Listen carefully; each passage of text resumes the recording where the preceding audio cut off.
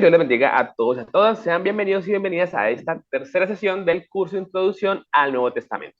Vamos a continuar con estos temas y hoy precisamente vamos a abordar lo que es la vida de Jesús y los escritos del Nuevo Testamento en su primera parte, porque obviamente son bastantes escritos.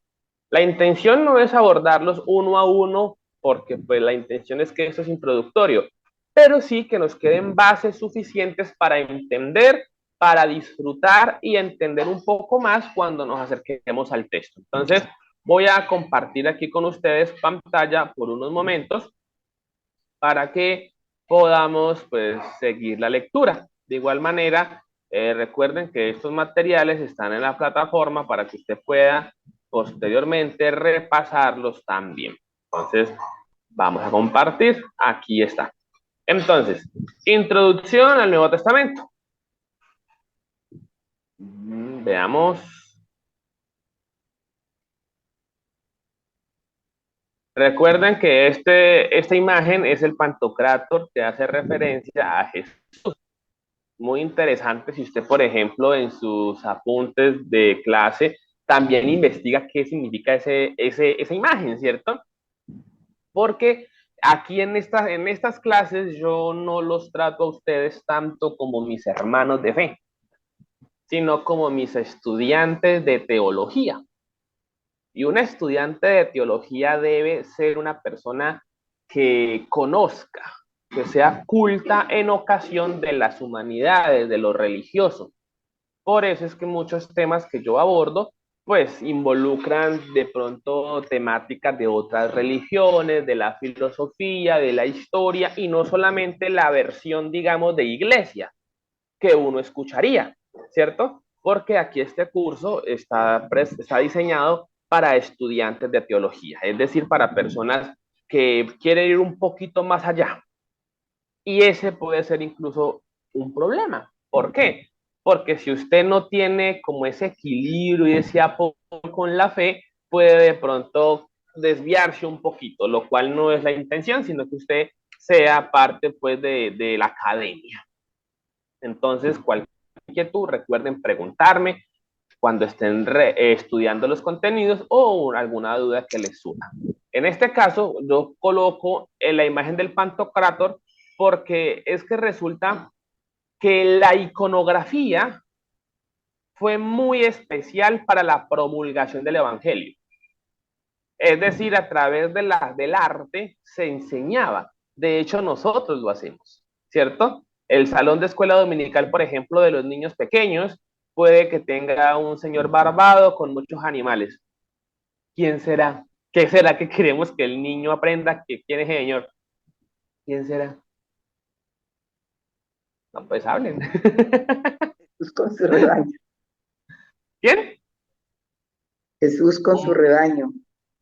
Bueno, El también pastor con podría las ser ovejas. el pastor y las ovejas, sí. Noé, puede ser Noé Moisés, con dependiendo. Eh, exacto, yo con las imágenes me sirvo, ¿cierto? En este caso, por cierto, ¿ustedes saben cuál es uno de los iconos que representa a los cristianos y lo usan en los carros? En las motos no he visto, pero en los carros sí. ¿Qué será? La cruz. Bueno, también, sí, pero hay otro icono que lo ponen atrás en los carros. Ok, perfecto. Vayan pensando en el icono de los carros que uno dice, ay, ese es cristiano. Cuando a mí me pasa mucho, ¿no? Cuando no falta el caballero en carro que me pite y parece que me va a estrellar y me adelanta y yo miro y digo, ah, ese evangélico, mire. ¿Ya saben cuál es el icono? Como un pescado con un infinito, algo así. El pescado. Ese que sí, como un infinito. Esto, usted ve un iconito de eso, usted dice, es cristiano. ¿Y por qué? Porque resulta que ese pescadito servía como guía y representación de los cristianos en los primeros siglos. Resulta que pescado en griego es ictus. Ictus. Bueno, eso no se los voy a deletrear porque son grafemas griegos, pero es ictus. Haga de cuenta pescado, pez. PEZ, un ejemplo. Entonces la expresión ictus, que es el pescado, es un acróstico. ¿Saben qué es un acróstico?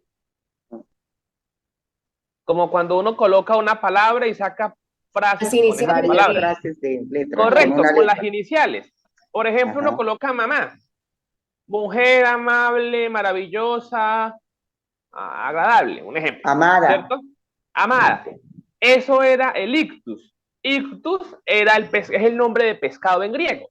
Entonces, ictus era un acróstico que significaba Jesús Theos Soter. ¿Y qué quiere decir eso? Jesús, el Hijo de Dios, es salvación. O sea que ese pescadito era una forma de, como decir el credo. Creo en Dios Padre Todopoderoso, Creador del cielo y de la tierra. Que yo les dije que el credo no es malo, es bueno. Fue una herramienta en los primeros siglos para identificar los cristianos. Como quien dice, Samuel, ¿y usted qué es? Ah, yo creo en Padre Dios Todopoderoso. Solo que después de unos ciertos concilios, el catolicismo manipuló el credo original y le añadió y la Santa Iglesia Católica, Pero en su inicio sí existía el credo de los apóstoles. Entonces, el pescadito era una forma resumida de yo decir, soy cristiano. Algunos plantean que en algunas casas los cristianos dibujaban el pescadito como para que supiesen otros colegas que hayan cristianos. Entonces, repito, el pescadito es un acróstico que traduce, en otras palabras, Jesús, el Hijo de Dios, es salvación. O sea, era un credo. Entonces, fíjense ustedes que la iconografía, el arte, sí ha sido importante. ¿Vale? Ahora, la pregunta que me hace la hermana Flor, ¿por qué la Biblia dice que la letra mata? ¿Cierto? De hecho, el texto dice, la letra mata y el espíritu vivifica. Resulta que este es un texto que se ha manipulado full y que está mal, porque la gente lo toma y lo tomaron en muchos tiempos atrás. No me incluyo porque pues yo soy de la generación de los 30. Pero, por ejemplo, los cristianos que a hoy tienen 40, 45 años, muchos de ellos, aunque sus padres tuvieron la oportunidad de pagarles las carreras en la universidad, no estudiaron. ¿Y por qué fue esto? Porque hace 40 años más o menos, 35 quizás, estaba la idea de que la letra mata y que la universidad apartaba a la gente de Dios. ¿Sí han escuchado esa historia de que el cristianismo no permitía esa sociedad entre el estudio y los cristianos? ¿Alguno de ustedes Sí, sabía esto? claro, nosotros lo Okay. escuchamos. Es correcto. Y como les digo, yo tengo colegas, hijos de pastores de 45 años hoy o 40 años que se pagaron su carrera después, aunque sus papás de pronto podían. ¿Por qué? Porque el estudio era malo. Bueno, entonces resulta que este texto ha sido muy utilizado o fue muy utilizado para decir que la letra mataba, que no debían estudiar. Pero hoy muchos predicadores lo utilizan es para hablarnos a nosotros. ¿A nosotros quiénes? ¿A quién será que estoy diciendo con nosotros?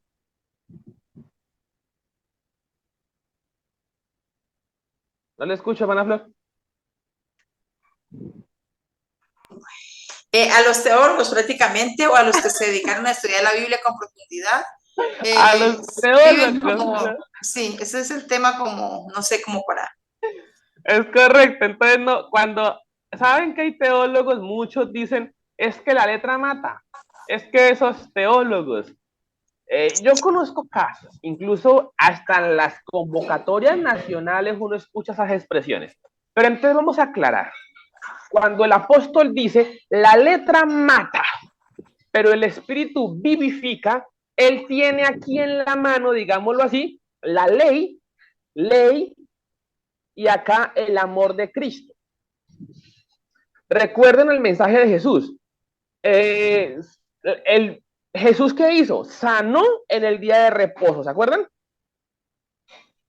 Liberó a los enfermos, etcétera.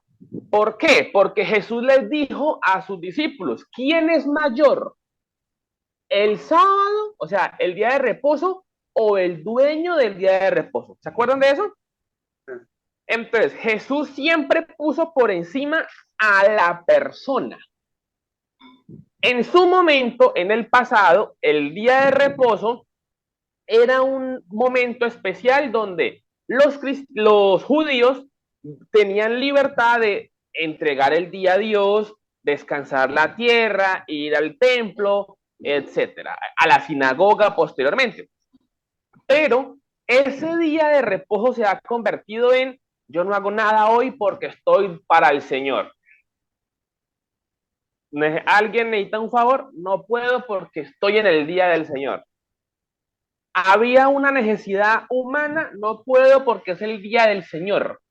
Ahí en ese concepto de Jesús cuando le dice hay que liberar a esa hija de Abraham, aunque sea día de reposo. ¿Se acuerdan que incluso los seguidores de Jesús alzaron alimentos en día de reposo? O sea, trabajaron, por así decirlo.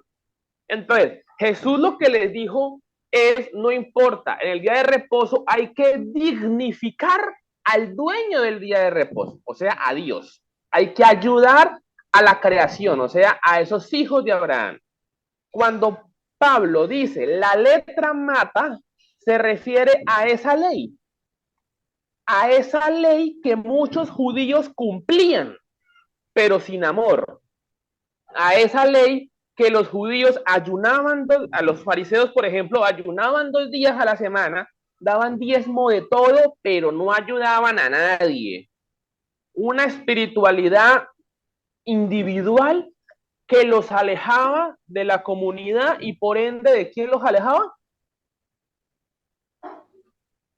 Del amor de Dios. Del amor de Dios. Entonces, esa persona estaba llena de letra. ¿Cuál letra? La ley. Pero ¿cómo estaba? ¿Cómo estaba esa persona? Cumpliendo la ley, pero ¿cómo estaba si estaba lejos de Dios?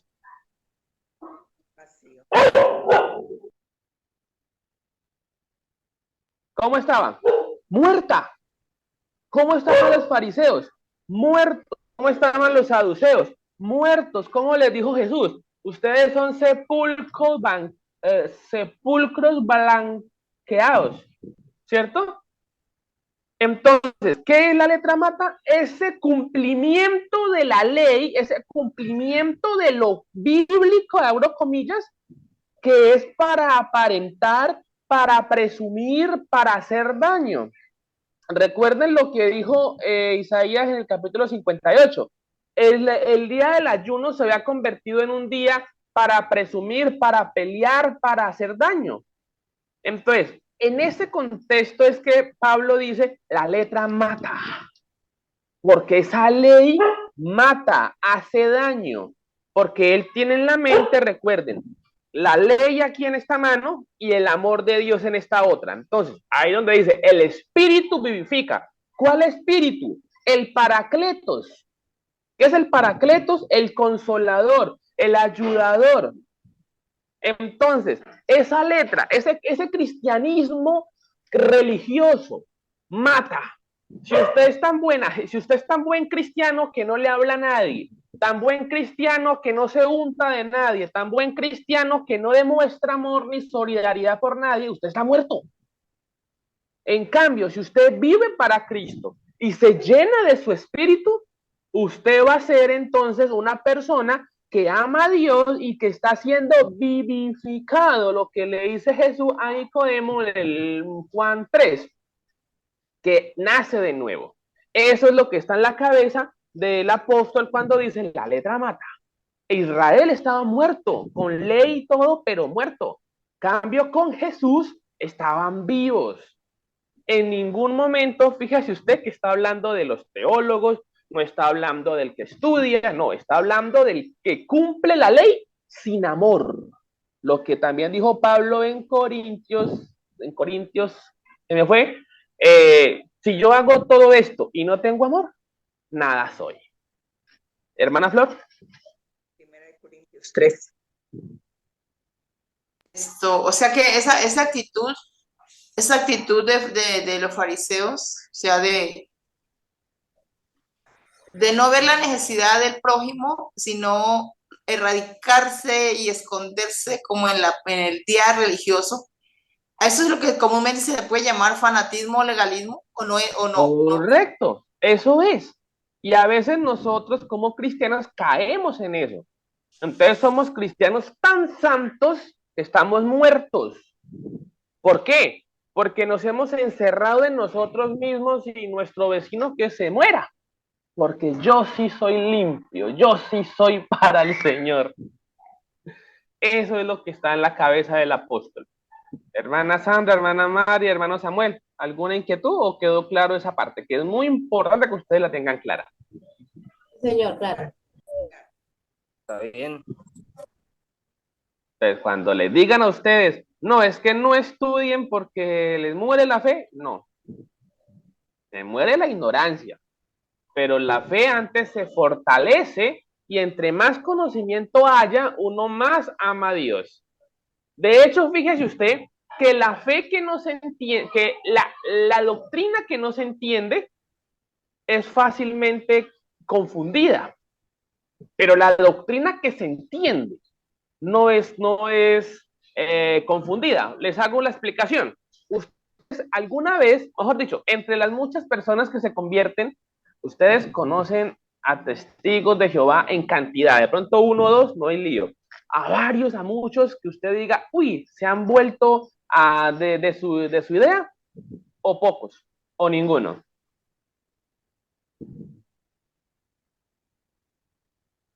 Yo a muy pocos. ¿Por qué? Porque esta gente estudia demasiado. ¿Que estudian mal o bien? Bueno, no vamos a decir eso, pero ellos buscan entender, profundizar en su doctrina. Pero muchas personas de otras iglesias, abro comillas, sana doctrina, como no tienen una buena preparación doctrinal, ojo, doctrinal, ¿qué es doctrinal? Que se sienten con usted, abran la Biblia y le digan, vean, nosotros creemos en esto, por esto, esto, esto y esto. Creemos en la salvación por esto y esto, creemos en la Trinidad por esto y esto, creemos en tratar. Como a veces carecemos de eso, llegan otros y ¿quién es que pierde? Nosotros. Entonces, de nuestras iglesias se van para la pentecostal, para los testigos, hasta para el catolicismo o para otras denominaciones. Y uno dice, ¿pero por qué? Porque con ese cuento de letra mata no se ha profundizado. Y no estoy hablando de predicación, estoy hablando de formación bíblica y teológica. Porque es que un cristiano debería tener formación teológica. Porque suele pasar que le dicen a uno, y usted no vaya a esa iglesia, mire que Jesús es uno solo. Y uno que dice, no, no, no, la Trinidad. ¿Y por qué? Y uno, son tres. No hay un fundamento o se carece de él. Entonces, debemos es potenciar esa fe. Decía un teólogo de la Edad Media que la fe, si no se razona, no es válida. Por ejemplo, cuando yo soy profesor de adolescentes y jóvenes, lo que me gusta es explicarles a ellos quién es Dios, pero para ellos, que ellos encuentren a ese Dios de manera individual. Porque, por ejemplo, ¿qué es lo que le enseñamos a nuestros jóvenes? Que Dios es sanador, que Dios es el que salva de la droga, etcétera, etcétera. Pero si ese adolescente joven no ha sido sano de nada, no fue drogadicto, entonces no entiende ese Dios que salva al drogadicto, él termina es con un Dios ajeno. Él no tiene una idea de Dios. Nosotros debemos es enseñarle y aterrizarle la idea de Dios a cada persona para poder que esa persona interiorice a ese Dios y cuando venga otra postura teológica, otra corriente doctrinal, el joven pueda decir, no, lo que dice el apóstol, si alguno viene a vosotros y no trae esta doctrina, no le recibas en casa ni le digas bienvenido. Pero a veces carecemos de formación. Es bueno entonces que nos formemos y sirvamos a Dios. ¿Alguna pregunta?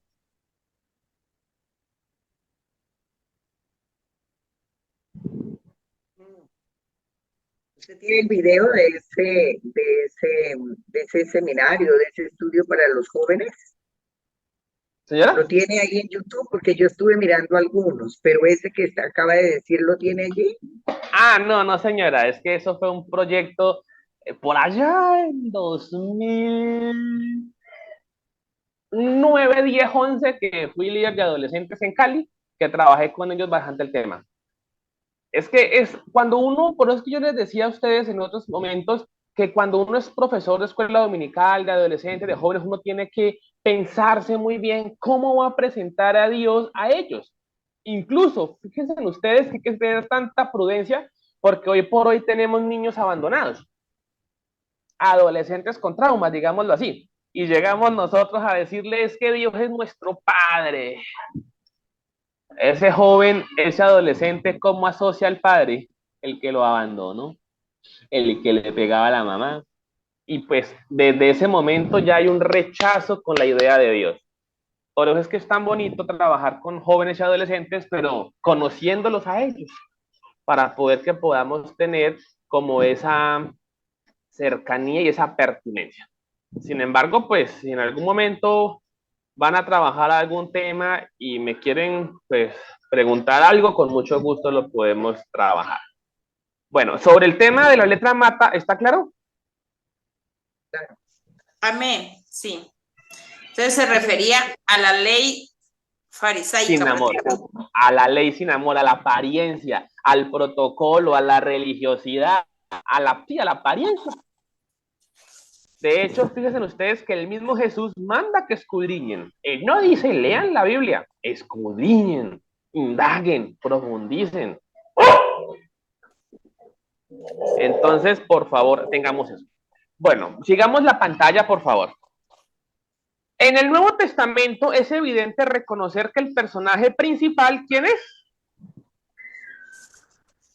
Jesús. En el pasado estudiamos que hay dos testamentos, ¿no? A ver, ¿quién se acuerda cómo se llama ese tiempo entre Malaquías y Mateo? ¿Cómo se llama? Periodo intertestamentario. Correcto. En el primer testamento está el pacto en Sinaí, Éxodo 20. Y en el segundo mandamiento está el pacto en la sangre de Jesús. Entonces, es evidente reconocer que el personaje principal es Jesús, el Mesías prometido. Sin embargo, recordemos que para los judíos de la época, Jesús solo representó uno de tantos predicadores que abundaron en ese tiempo. Uno diría, y mucha gente se saca pecho diciendo, si yo fuese sido judío en tiempos de Jesús, yo sí acepto a Jesús. Pero es que pensemos un momento, nosotros en esa época, y llega, haga de cuenta usted, su vecino, y le dice, yo soy Dios, es pesado, ¿cierto? O sea, es que la gente de esa época también la tuvo difícil, solo que nosotros volvemos a la letra sin espíritu, yo sí, yo sí, yo sí. Bueno, el hecho es que en ese tiempo abundaron los predicadores. Recuerden ustedes lo que dijo Gamaliel, ¿se acuerdan? Que Gamaliel sacó una lista de predicadores que habían fracasado, por así decirlo, que dijo, no los toquemos, porque fíjense ustedes que ya han pasado Judas Galileo y otros señores que predicaron, pero se murieron y se acabó todo. O sea, para muchas personas Jesús era uno más. De hecho, fíjense ustedes, ¿ya? Allí también puede incluir cuando dice allá en el libro, en la Biblia, que también un tal Teudas. Correcto. Es que hubo mucha gente. De hecho, hasta Juan el Bautista. O sea que en ese tiempo había varios predicadores, no solamente era Juan y Jesús. No, muchos. Uno como se centra más en Juan y Jesús, Juan y Jesús. De hecho, miren lo bonito de Jesús. Jesús sana de diferentes maneras. Jesús sana con la palabra, sana con el toque, sana haciendo barro. Cuando hizo barro en el piso, ¿se acuerdan? Con el ciego. Ay, sí, mira, Javiercito, que yo quería saber eso. ¿Por qué? ¿Por qué Jesús? ¿Por qué lo llevó a recurrir a untarse de barro y a manifestar semejante milagro la con barro? La explicación es esa, es la siguiente. Jesús quería demostrar que él estaba por encima de todos los predicadores. Es decir, no confundamos la palabra predicador con buenas personas, ¿no? Predicador es persona que anuncia algo. Entonces, hubo más bien muchas personas que hacían sanidades, que hacían señales, y en esos señales habían brujos que hacían, digamos, magia para sanar. Entonces Jesús, cuando hace las sanidades de diferentes maneras, lo que está es demostrando que él, digámoslo así, todas las técnicas que los judíos conocían. En pocas palabras, cuando él hace el barro, él está dejando por tierra literalmente a esos engañadores que a través de artimañas sanaban, abro comillas. Es como, por ejemplo, ¿por qué ustedes han leído cuando Moisés va a donde el faraón? Fíjense ustedes que los del faraón también hicieron plagas, también hicieron cosas, pero eran más grandes las de Moisés, al punto que también ellos se convirtieron en culebras, las varas de los magos, ¿se acuerdan? Pero Sí. la vara de Moisés se tragó esas culebras, ¿cierto? En pocas palabras, las acciones de Jesús estaban demostrando, ellos juegan con esto, yo juego mejor. Esa es la actitud de Jesús, está, digamos, encarando a esos falsos predicadores que engañaban a la gente. Y Jesús estaba demostrando que él sanaba de todas las maneras, porque él sí era el elegido, él sí era el que estaba esperando. Que era superior, ¿no? Que su poder era superior. Es correcto, que su poder mismo era... dijo que él era también superior al día de reposo, ¿no? Correcto. Entonces, por eso es que Jesús sana de muchas formas, porque es para, digamos, demostrar que él supera a esos otros predicadores. Entonces, queda claro que habían varios predicadores. Claro, en tiempos de Jesús posiblemente habían otros también, pero antes de Jesús habían otros. De hecho, después de Jesús, peor todavía. ¿Vamos bien hasta ahí? Bien. Bueno, Jesús de Nazaret, ahora sí puntualicemos, Jesús de Nazaret. Recuerden que Jesús era galileo, o sea, nació en Nazaret, donde quedaba en Galilea, pero nace en Belén porque su familia era de Belén. Es como decir, la hermana Flores, ¿de dónde? ¿Cali? El Valle. Caleña. Entonces es caleña. Entonces la hermana vivió en Pasto. Hagan de cuenta que ella estaba en Pasto y para registrarse en el censo tuvo que volver a Cali. Eso le pasó a José y María. Ellos vivían en Galilea, pero como eran de Belén, les tocó devolverse a Belén. Entonces Jesús era de Belén, claro que sí. ¿Por qué? Porque su familia era de Belén, además él nació en Belén, pero Jesús fue criado en Nazaret. ¿Quién me quiere decir a dónde más fue criado Jesús? ¿En qué ciudad? En Belén. Bueno, en Belén un par de añitos, hasta que llegaron los Reyes Magos, ¿se Estuvo acuerdan? en Egipto. Más o menos 2 años, es correcto. Jesús vivió en Egipto, probablemente 5, hasta 10 años, puede ser que estuvo Jesús en Egipto. Jesús, cuando estuvo en Egipto, esto no está en la Biblia, claro, está en la Biblia que se fue para Egipto, pero lo que voy a decir no está en la Biblia, es que Jesús aprendió las artes griegas, o sea, Jesús fue al colegio de los griegos, a los helenos, por así decirlo. Recuerden que los griegos, que eran considerados los helenos, habían, abro comillas, helenizado el mundo. Y en Egipto estaban los descendientes de Ptolomeo, que eran griegos, y allí estaba incluso Alejandría, una gran ciudad. Cuando José se va para Egipto, Jesús aprende allá. De hecho, fíjense ustedes que Jesús fue un gran maestro. Y eso es lo bonito, que a Jesús no le cayó todo del cielo. Así como Jesús era Dios, pues entonces él le quedaba fácil todo. Como algunos piensan, que como Dios me llamó, Dios me da todo. Resulta que Jesús se educó en Egipto. Fíjense ustedes, ¿quién sabe el nombre de los filósofos más grandes de la historia de la antigüedad? A ver, díganme uno de los 3 por lo menos. Aristóteles, Sócrates, Platón. A ver, los griegos famosos. Sócrates. Aristóteles, Sócrates, Platón, ¿cierto? Sócrates. Muy bien. Resulta que Sócrates diseñó, inventó una forma de aprendizaje que se llama la mayéutica. ¿Qué es la mayéutica? el aprendizaje basado en preguntas, ¿cierto? Usted me pregunta, yo le pregunto y así sucesivamente lo llevo a la respuesta, ¿cierto? Esa es la mayéutica. Fíjese usted que muchos de los relatos de Jesús son mayéutica.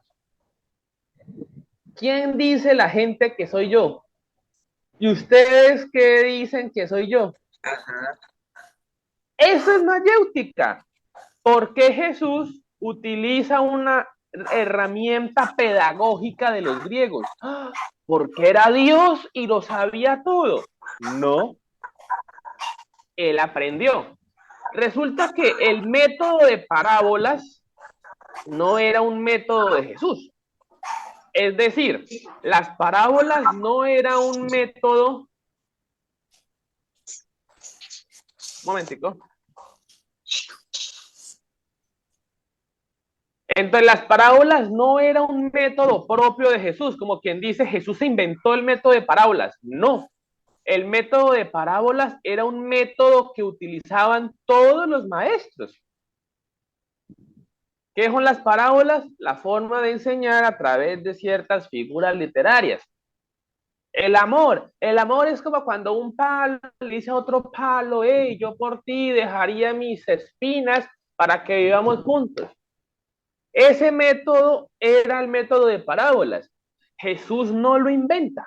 Las parábolas de Jesús sí son propias de él. O sea, el sembrador, la moneda perdida, son propias de Jesús.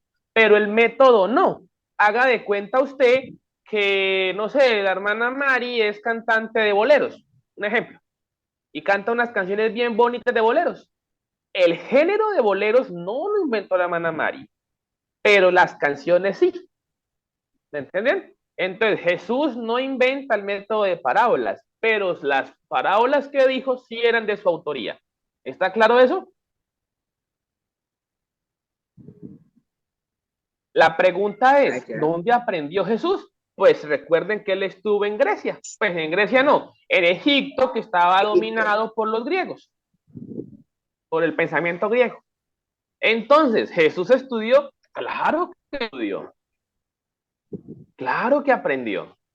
Es más, en una clase que se dio hace un par de semanas sobre el canon bíblico, muchos judíos aprendieron de ley, digámoslo así, en la base griega, en la traducción al griego que se llama la Septuaginta. ¿Ven? Entonces, Jesús aprendió de todo eso.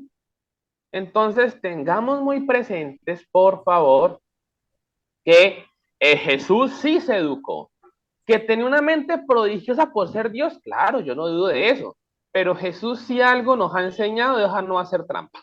Recuerden lo que dice la Biblia, porque no tenemos a un sumo sacerdote que no pueda compadecerse de nosotros, sino aquel que fue tentado en todo, pero sin pecado. O sea, entonces, ¿qué tal yo decirle, no, Dios, usted tuvo muy fácil, usted solo le soplaban al oído y usted ya sabía todo? No, él se esforzó. Es más, Jesús cuando comienza el ministerio no comienza de una diciendo yo soy Dios, sino se va a un ayuno y nos demuestra la importancia de la comunión con Dios. ¿Ven? ¿Preguntas? Profe, esto Señora. que te digo, entonces cuando Jesús a los 12 años, se cree que a los 12 años, estuvo con los doctores de la ley, ya había pasado por Egipto aprendiendo. Sí, señora, ya había pasado por allá. 12 años? Sí. Desde antes, ellos se educaban desde chiquiticos. La formación de los niños comenzaba desde los 5 años o antes, desde que estaban destetados. Ya empezaban a aprender. Los niños varones, ¿no? Las mujeres también aprendían, pero más de cosas cotidianas, no de saberes, digámoslo así. O sea que Jesús aprendió en Egipto. Aprendió en Egipto. Claro, Jesús aprendió la ley judía de parte de su padre y su madre, eso no vamos a negarlo porque todos los judíos lo hacían. Pero Jesús también aprendió las herramientas pedagógicas de los griegos. Y eso se evidencia en su ministerio, con las parábolas, con las mayéuticas, con su pedagogía. Claro que Jesús superó esa pedagogía, Claro que sí. De hecho, hay una materia muy bonita que vimos en el posgrado que se llamaba Pedagogía de Jesús. Y vemos que Jesús diseña y nos presenta un nuevo plan basado en el amor y en la ética del amor. Ya eso es diferente. Pero las bases de Jesús a nivel humano fueron humanas, no divinas. O sea, él las aprendió. ¿Y por qué si era Dios? Pues para enseñarnos a nosotros que debemos aprender. O sea que él, a pesar de su mente divina, porque tenía su mente divina como Dios, que es, fue humilde, ¿no? La humildad para él tener que ceñirse también a aprender de otros. Es correcto. Y para que se evidenciara que él aprendió. Eso es lo bonito. O sea, a mí eso es lo que me encanta de Jesús, que de Jesús aprendemos de todo. Hasta ese amor por los libros, digámoslo de esa forma. Y la comunión con el Padre, evidentemente. ¿Sí, hermana Mari?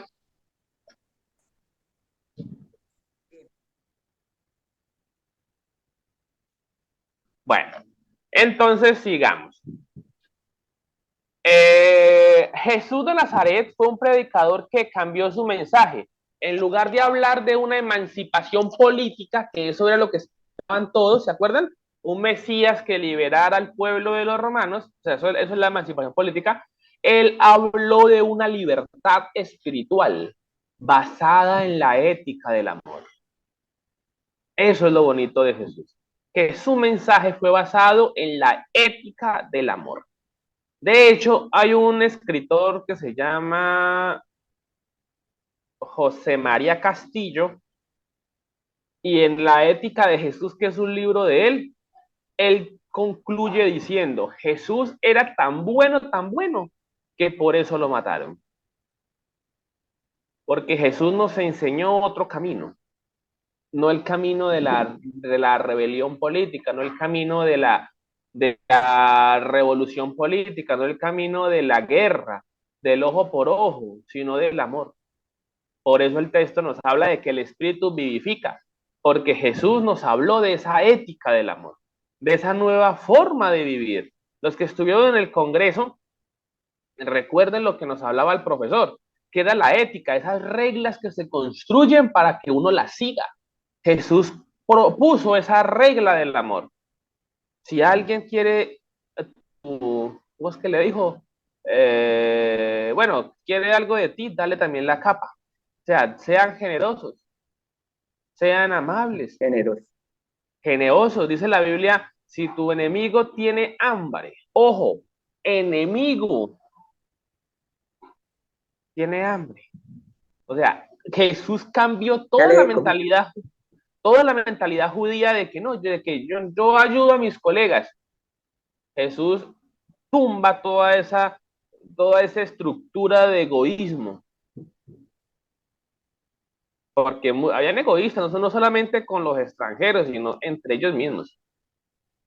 Entonces Jesús cambia todo eso con el mensaje de libertad espiritual basada en la ética del amor.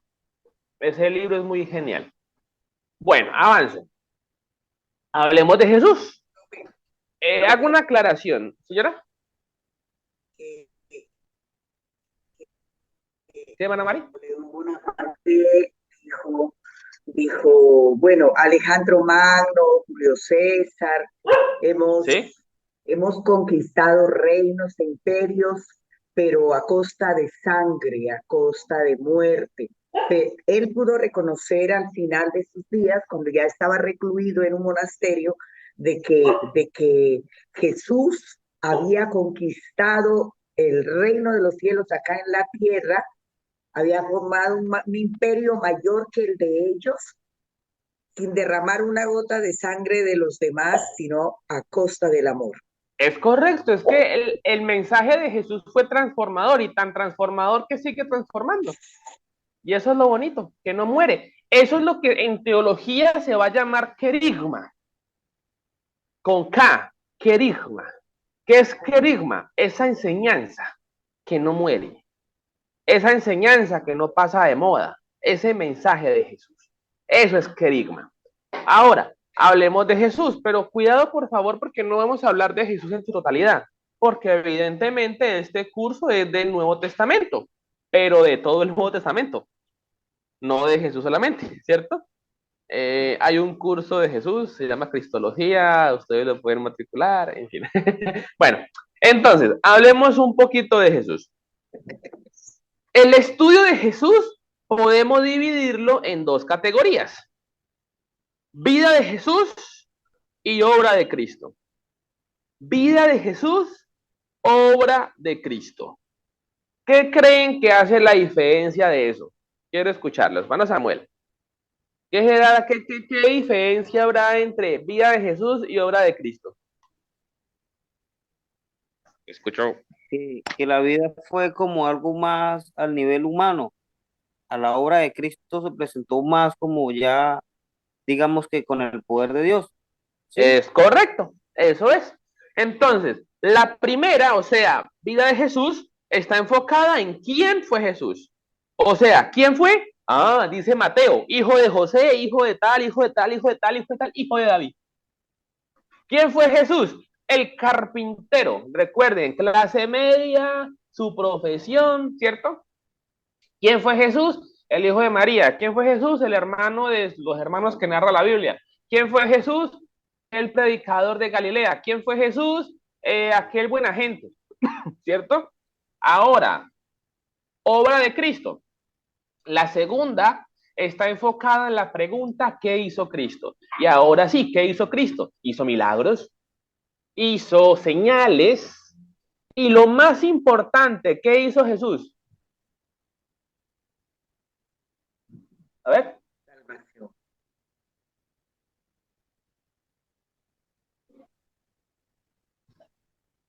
¿Nadie? Dios sufre por nosotros. O sea, Danos la salvación. sí, pero en acción puntual. ¿Qué hizo Jesús? Se sacrificó. Se sacrificó, murió en la cruz. Y esa ¿Murió? muerte de Jesús tiene un significado teológico genial. Entonces, recuerden, la diferencia es quién fue Jesús y qué hizo Cristo. Cuando nosotros a nivel teológico estudiamos quién fue Jesús, ahí sacamos todas las teorías de Jesús. Desde que se casó con María Magdalena, desde que tuvo hijos, desde que se fue para la India, desde que, etcétera, etcétera. Obviamente cosas que se dicen de Jesús. Porque es que un teólogo tiene, ojo a esto, un teólogo tiene que saber las cosas contrarias también. Porque ¿cómo hago yo para decirle al otro eso es malo si yo no sé por qué es malo? ¿Ven? Yo para decirle a otro eso es malo, yo debo saber por qué eso es malo. Por ejemplo, si algún cristiano quiere discutir con un católico y decirle, no, no, no, no, es que Jesús sí tuvo más hermanos.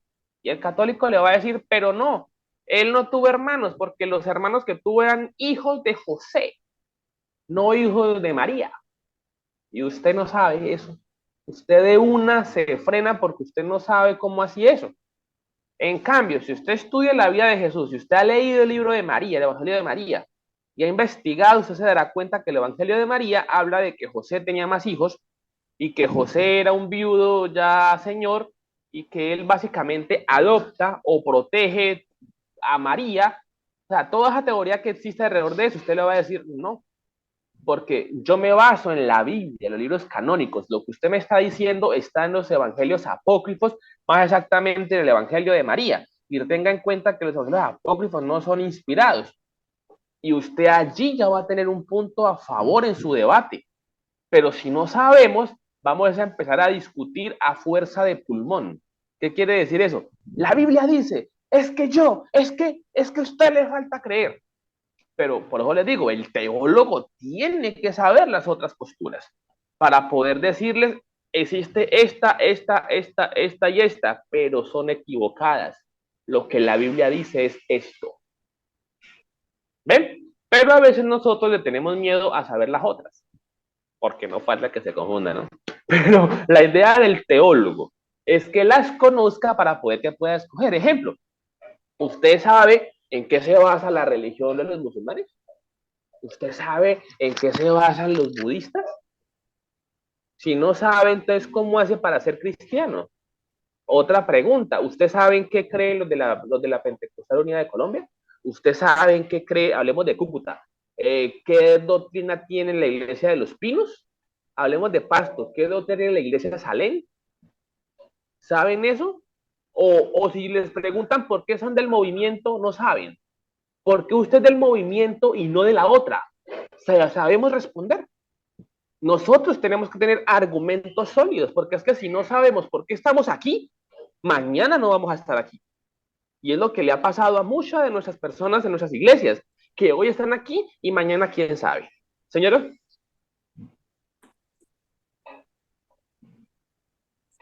¿Alguien iba a decir algo? Bueno, entonces recuerden esto, es conocer la vida de Jesús, la obra de Cristo. Atención aquí porque hay muchas doctrinas llamadas doctrinas cristológicas. Y aquí hay muchas formas de estudiar a Cristo, porque a través del tiempo, sobre todo en el segundo y tercer siglo que se empezó a proliferar el Evangelio, abundaron las ideas de Jesús, pero ideas erradas. Por ejemplo, estaban los maniqueístas que decían que Dios era igual al diablo. O sea, ambos, hagan de cuenta que los dos tenían la misma fuerza, solo que uno era bueno y otro malo. ¿Ustedes han visto algunas imágenes en internet donde aparece Jesús todo bonito con el diablo haciendo un pulso de fuerza? ¿Lo han visto? ¿Cómo es esa imagen? ¿No? No, yo no. Esa imagen representa a Jesús y al diablo como en el mismo nivel. Cuando recuerde que el diablo no tiene nivel. El diablo es un ángel caído, él ni siquiera es el señor del infierno. Él no tiene señorío en el infierno. Él tiene el infierno como resultado, pero él no es amo de nada. De este mundo sí, porque él es el encargado de confundir la gente, pero aún así, si él fuera el amo, él podría matar a quien quisiera. Y él no puede hacer eso. ¿Por qué la gente se muere? Pues porque busca la muerte, porque tales, porque no se cuida, porque sus acciones los llevan a la muerte. Pero donde el diablo fuera muy señor, pues el diablo diría, no, matemos a todos. Y todos se murieron. Entonces, esa doctrina empezó a darse. Otra doctrina que es el levionismo. Empezó a decirse que Jesús era Dios a ratos. O sea, era a ratos sí, a ratos no. A ratos era Dios y al otro rato no. Negando la naturaleza divina permanente de Cristo. ¿Y usted sabía que esa doctrina nos ha llegado a nuestros días? Y hasta la decimos en nuestras iglesias. Una de las características de Dios, ¿cuál es? Que es omnipresente, ¿cierto? ¿Qué quiere decir eso? ¿Que está dónde? En todas partes. En todas partes. Hermana Mari, si yo voy a su casa, ¿usted me dice bienvenido? Claro, porque lo distingo. Y si yo viviera en su casa, ¿usted me diría cada mañana bienvenido? Bien, no porque ya está ahí, lo saludaría, no le digo Me bienvenido, saluda, sino no que me lo dice saludaría. bienvenido. Correcto. Claro que ¿Y qué es lo que a veces hacemos en los templos? Póngase en pie, hermanos. Vamos a darle un fuerte aplauso al Señor. Vamos a decirle bienvenido al Padre, bienvenido al Hijo, bienvenido al Espíritu. Cuando yo digo bienvenido, estoy reconociendo que estaba o no estaba. no estaba. O sea que estoy desconociendo la omnipresencia de Dios, ¿cierto? Estoy cayendo en la herejía del evionismo que surgió a inicios del cristianismo. Y es muy común que las personas digan, demos la bienvenida al Padre, al Espíritu. Es más, algunas iglesias adelante tienen bienvenido Espíritu Santo. Bienvenido porque si Él está aquí. Por eso Pablo le dice a Timoteo, aviva el fuego que hay en ti. Él no le dice, llame al Espíritu, avívelo. Porque si usted está con Cristo, usted ya tiene el Espíritu. Desde el momento que usted dijo, acepto a Cristo y comienza a andar en Cristo, usted ya tiene el Espíritu Santo. Lo que pasa es que usted lo aviva con su comportamiento, con su disposición, y por eso es que hay gente con más evidencia del Espíritu que otra. porque se dispone más, que es lo que dice Pablo a Timoteo. Entonces, miren ustedes que a veces desconocemos estas doctrinas cristológicas erradas y tenemos Entonces, esas frases. Señora, entonces, perdón, que interrumpa. Entonces, ¿qué pedía? Según Pablo, ¿qué le pedía a Timoteo? aviva, disponte. Esa es la palabra, disponte. Aviva. Aviva es cuando ya hay algo. A usted le dicen, avive la candela para que no se Aviva el apague. don de Porque Dios hay... que está en ti. Eso fue lo que le dijo. Aviva el don de Dios que está en ti. Eso fue lo que le dijo Pablo a Exacto. Timoteo. Entonces, Y ¿qué el don quería es el decir Pablo? espíritu. ¿Qué quería decir Que Pablo que Timoteo se hiciera? dispusiera, que no se quedara quieto, que viviera el evangelio, que lo expresara. Ya. Porque es que hay gente que cree, o sea, hay gente cristiana pidiendo el Espíritu Santo. O sea, eso es lo más raro del mundo.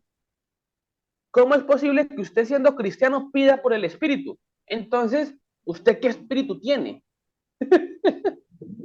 ¿Me hago entender?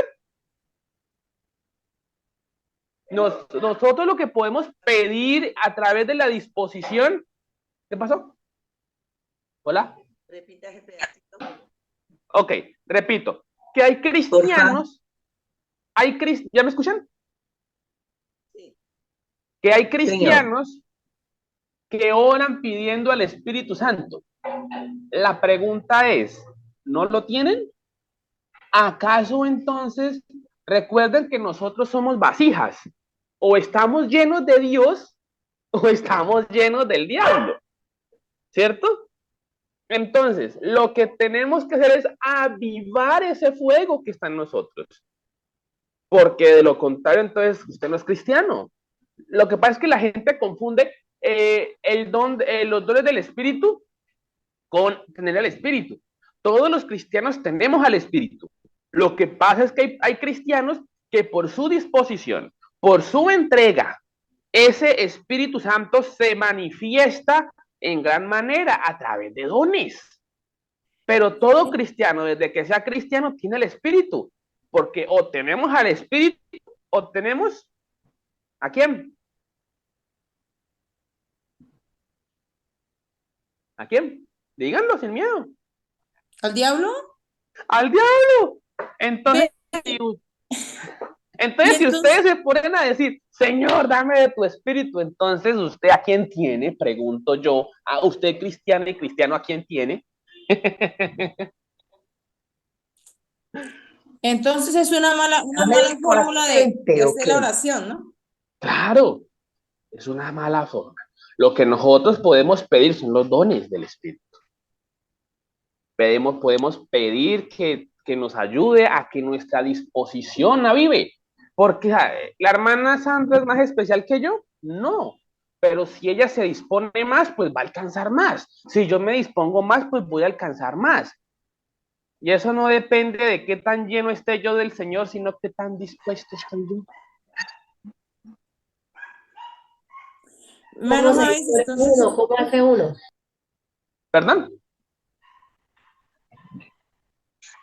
Pues lo que usted acaba de decir, que pues nadie es especial, más especial que otro para tener ese privilegio, por eso de alguna manera, y de qué manera se puede pedir o cómo se dispone uno, cómo sería la disposición de uno para poderlo. Esa disposición se llama santificación. Y es lo que se llama, la santificación se describe como la lucha constante contra el mal. Esa disposición que yo tengo para dejar atrás todo y disponerme para el Señor. Y en ese disponerme para el Señor está lo que es la comunión con Él, que es lo que llamamos intimidad con Él. Eso es lo que puede haber de diferencia entre la hermana Sandra y yo, que ella tiene más intimidad con Dios o que yo tengo más intimidad con Dios, que es lo que normalmente la gente le llama espiritual. Es disposición, es yo querer, es yo entregarme al Señor. ¿Por qué la gente cree que los pastores son más especiales? Pues siendo honestos, pues porque tienen más tiempo, porque básicamente su trabajo se combina con su espiritualidad.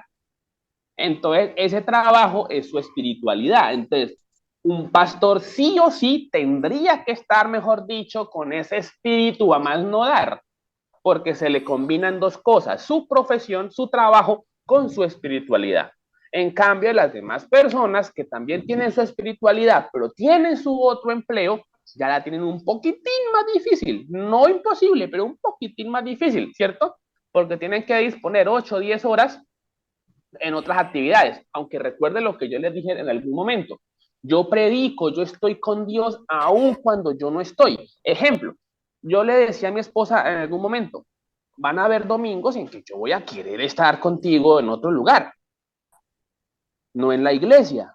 Y porque es que yo qué gano con estar siempre en la iglesia buscando de Dios, que es muy bonito, y no te dedico tiempo, o vos a mí. Pero si en algún momento, no siempre, obviamente, yo en vez de estar allí, ¿sabes? Estoy contigo fortaleciendo ese lazo familiar, ese lazo de amor, allí también está el Señor. Y ahí es donde muchas veces los padres pierden a sus hijos, porque a la fuerza se los llevan para la iglesia, y a los hijos de pastores peor, se los llevan a la iglesia, entonces el papá no le dedica tiempo a los hijos, no le dedica tiempo a la hija, porque siempre es la iglesia. Cuando resulta que el Señor está presente, cuando yo estoy con mi chinito en un parque, mostrándole lo que es la armonía, está en este restaurante, cuando yo le demuestro a mi esposa que es tan importante para mí, que saque el tiempo y el espacio y el dinero para llevarlo a un lugar especial. Que Dios está conmigo cuando me fui ese fin de semana a fortalecer esa unión, porque es que resulta que, pues por lo general, todas las parejas trabajan, ya sea en trabajos, digamos, remunerados o no remunerados, pero trabajan, porque el que no trabaja remunerado es ama de casa o amo de casa y también trabaja. Eso no es lo mismo compartir en las noches a compartir un tiempo de calidad. Y si uno comparte tiempo de calidad, allí está el Señor. Entonces, fíjense ustedes la importancia de yo no encerrarme, como decíamos ahorita, la letra mata. Yo qué gano con ser un cristiano que no falta culto todos los días de culto, pero mi familia está un 8. Cada que voy a culto es una pelea porque, ay, otra vez se va. Ay, ¿usted qué quiere? Que también me quede con usted aquí haciéndole cama al diablo. Hermana Sandra, hermana Flor. Ay, se me fue lo que le iba a preguntar. Ay, bueno, entonces es que estaba tan concentrada escuchándote que se me olvidó lo mío. Ve, cuando en nuestras iglesias tenemos jóvenes, por ejemplo, bueno, con unos 8 años de haber conocido al Señor y tienen esas luchas tan fuertes en el alma, entonces ellos en ese momento que luchan y batallan, que tienen su cuerpo y su ánimo en Dios y en la iglesia, ¿sí? Pero que su carne les arrastra a una otra cosa y que ellos tienen que luchar fuertemente con eso, que aunque no cometen el pecado de cuerpo, pero tienen la lucha ahí latente. Entonces, si en ese momento llega Cristo, ¿qué pasa? ¿Se queda ese joven se queda? ¿O ese creyente así se queda? Resulta que Dios conoce las luchas que tenemos, ¿no? Y lo que Dios va a revisar es nuestra disposición. Mire, todos pecamos. La Biblia dice que el que no peca de una forma, peca de otra.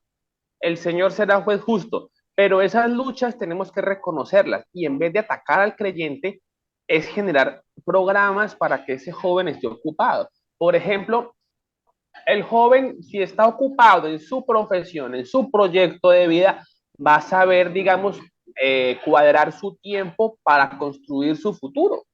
Pero muchas veces tenemos, como les decía ahorita, gente en las iglesias hace tiempo que él estuviera malo, entonces esos jóvenes ahí haciendo solo trabajo o nada, ¿con qué proyección? Y muchos de esos jóvenes, ay, quiero ser pastor, porque era la forma en la que supuestamente se ocupaban. Entonces, esas luchas hay que reconocerlas y hay que trabajar con ellos, porque es que esa lucha es constante.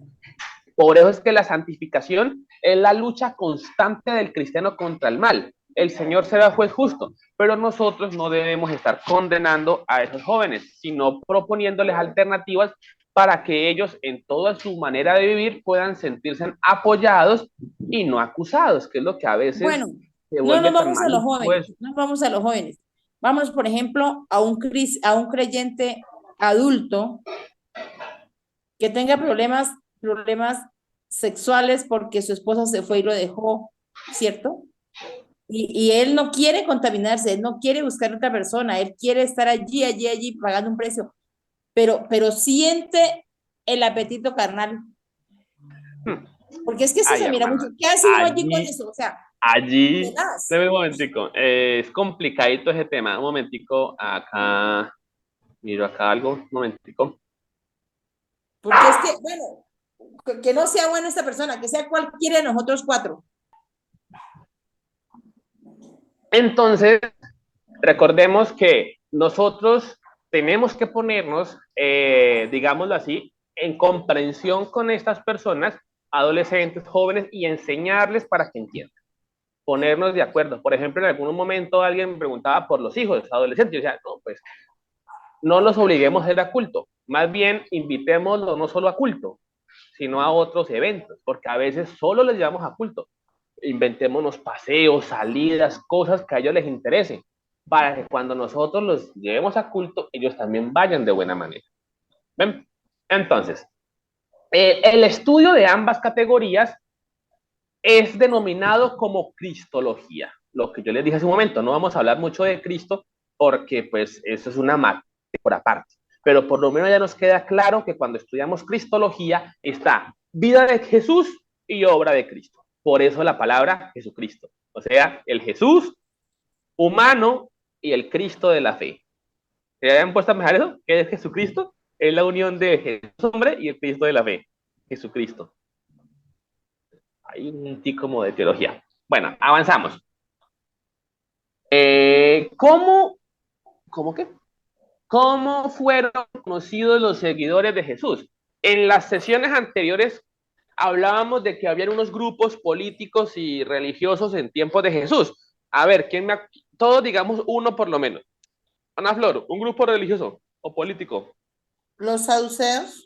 Saduceos, recuerden, eran los de la aristocracia, los encargados del templo, en fin. Hermana Sandra, otro grupo.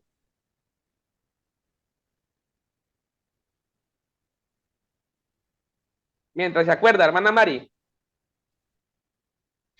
Los fariseos. Los fariseos. Recuerden que en su momento estos eran buenos, que antes nacieron en contraposición a los saduceos. Después se dañaron. Hermano Samuel, otro grupo. Los escribas.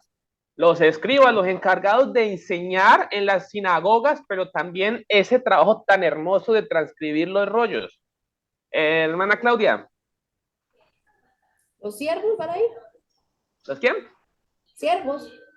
Bueno, los esclavos también. Recuerden que habían esclavos personas que eran libres, pero se vendían como esclavos porque el esclavo tenía garantizado la comida y el techo. Muy bien. Hermana Sandra, ¿te acuerdas de Yo alguno? ese, ¿Cuál? limonero, los siervos. Ok. Bueno, entonces faltó mencionar los samaritanos, que eran los que estaban como resultado de la combinación. Faltó mencionar los esenios, que eran la rama más conservadora de los fariseos. Y los celotes, que era un grupo más político que quería la independencia. Cuando Jesús tiene sus seguidores, que no fueron pocos, tantos tenía en un momento que hasta le iban a poner rey, ¿se acuerdan? Entonces, ¿cómo se le empezó a conocer a ese nuevo grupo? Se le empezó a conocer como los seguidores de Jesús se constituyeron en un grupo más de los que ya habían en la época. Fueron conocidos de las siguientes maneras. Los del camino, los nazarenos. ¿Por qué nazarenos? A ver. Porque era de Nazaret Jesús. Y finalmente, como cristianos, esto nos lo dice la Biblia en Hechos, en la iglesia que estaba en Antioquía, no en Antioquia, en Antioquía. Entonces, estos seguidores de Jesús se convirtieron en un grupo más de los que ya estaban. ¿Está claro eso?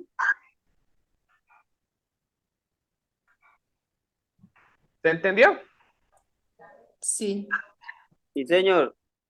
Bueno, la literatura de los cristianos en el Nuevo Testamento. Ya sabemos que cristianos son los seguidores de Jesús.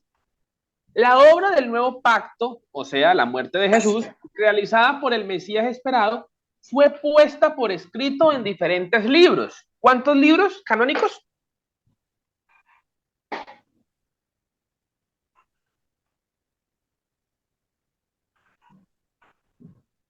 ¿Cuántos? 6 libros canónicos. No, ¿cuántos son los libros canónicos del Nuevo Testamento? 39. Los Son 39 del Antiguo. ¿Y cuántos del Nuevo? 27. 27. La vida de Cristo y su obra redentora escrita en 4 versiones que narran en los evangelios. ¿Sí se han dado cuenta que los evangelios son versiones? Mateo, Marcos, Lucas y Juan son versiones de la misma cuestión. Haga de cuenta que hubo un accidente y la hermana Flor lo vio, la hermana Sandra también y la hermana Mari también.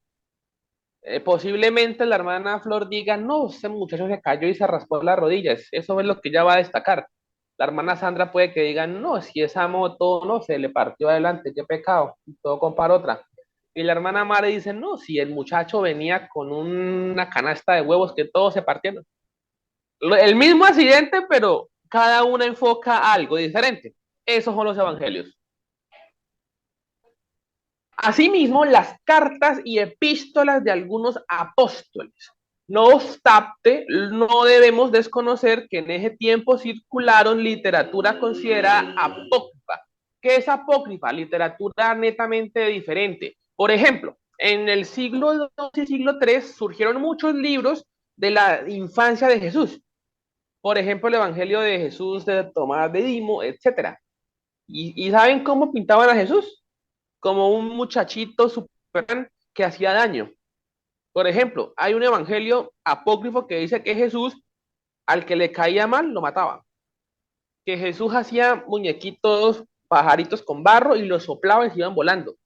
Que una vez José hizo una mesa y le quedó torcida y Jesús oró por la mesa y se le jaló la pata, o sea, curó la mesa. Entonces, son literaturas que surgieron en esa época. Y pseudoepígrafa se refiere a escritos sí, escritos, y se le daba el nombre de alguien famoso. Por ejemplo, que la hermana Flora haga un escrito y ponga poemas de Javes. ¿Y por qué pone poemas de Javes? Pues porque Javes es famoso, entonces la gente va a creer que son de Javes. Eso es eso. Por ejemplo, encontramos el Evangelio de María. ¿Lo escribió María? Obvio no. El Apocalipsis de Pedro, ¿lo escribió Pedro? No. A eso se refiere. ¿Saben cuál es la diferencia entre carta y epístola?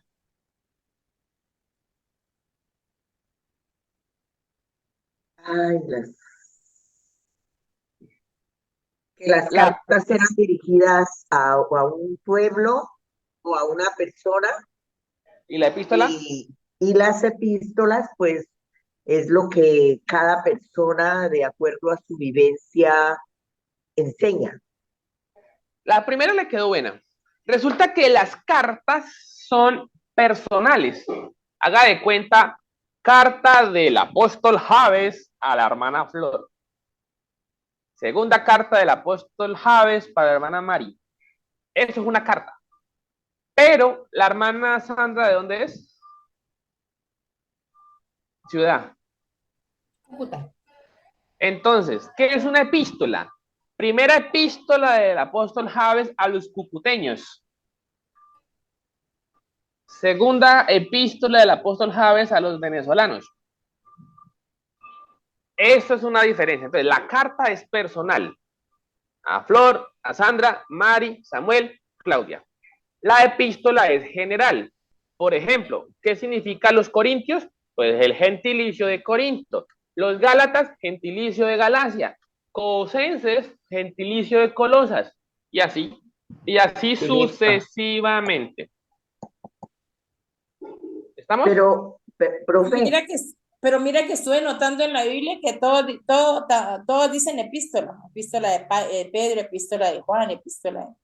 Es que algunos no hacen la clasificación correcta, pero entonces cuando lo podamos ver, efectivamente, repito, cartas es a una persona, epístola a una comunidad. Pregunta, ¿Efesios es carta o epístola? según lo que usted dice, sería epístola. Judas, Carta. Es una carta general porque él la firma y la hace, pero él la destaca como él. De hecho, llaman cartas generales, ¿no? O católicas. Entonces, tenemos ese material.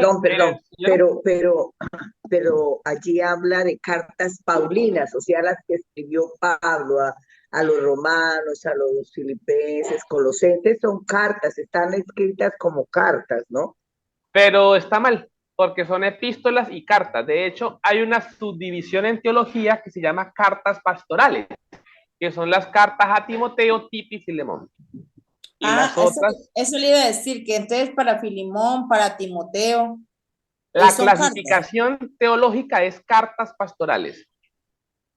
Y las otras serían epístolas. Epístola de San Pablo a los filipenses, colosenses, romanos, gálatas, tesalonicenses, efesios y filipenses y corintios. Lo dije como al revés, ¿cierto? Esas serían las epístolas. Epístolas, correcto. Entonces, tengamos en cuenta eso. Ya los evangelios, entonces vamos a verlos la próxima sesión para dar una introducción a los evangelios, explicar que los evangelios tienen una característica tradicional. ¿Qué es tradicional? ¿Quién escribió Mateo?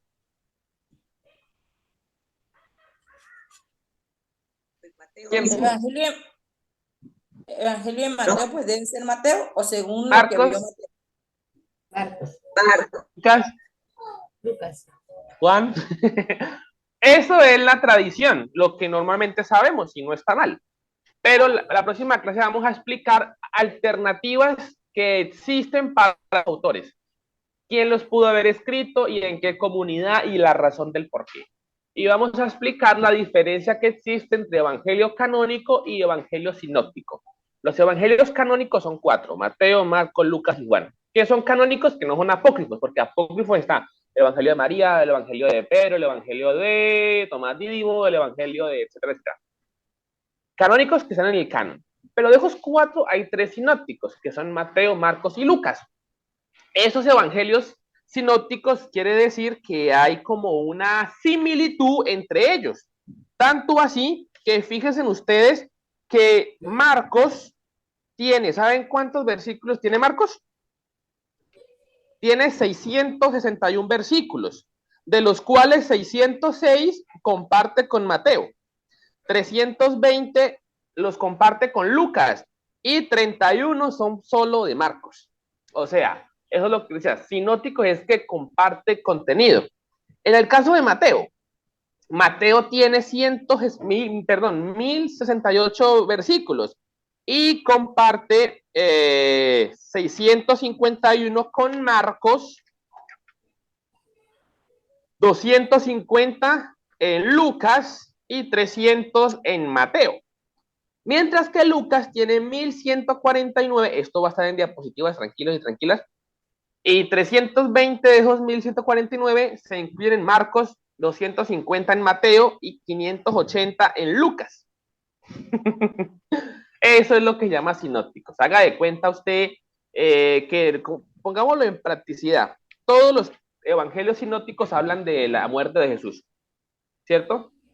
Eso es sinóptico, que está en cada uno. ¿Por qué Juan no? Porque Juan tiene un montonón de pasajes que no están en otros. Por ejemplo, en alguno otro está lo de la mujer, sí, la mujer samaritana, lo de Nicodemo. Juan, esa parte. Entonces, esto es lo que vamos a ver la próxima sesión cuando veamos la introducción a los libros. Muy sucinto porque esto es introductorio. Pero eso es lo que nos queda pendiente. ¿Alguna pregunta? Bueno, vayan pensándola. Voy a ir cerrando acá. Por favor, les animo a que mañana o en estos días abran la plataforma. Si no saben, llámenme o escríbanme para sacar una cita y nos vemos para que ustedes puedan abrirlo, pero avancemos. ¿Vale? Nos queda una sola sesión. Por favor, dispongámonos mucho. Si usted siente que le falta como profundización, vuelva a ver los videos, saque el espacio y disfrute esos contenidos. Entonces cierro grabación y respondo preguntas. Dios les bendiga a todos y a todas, que estén muy bien.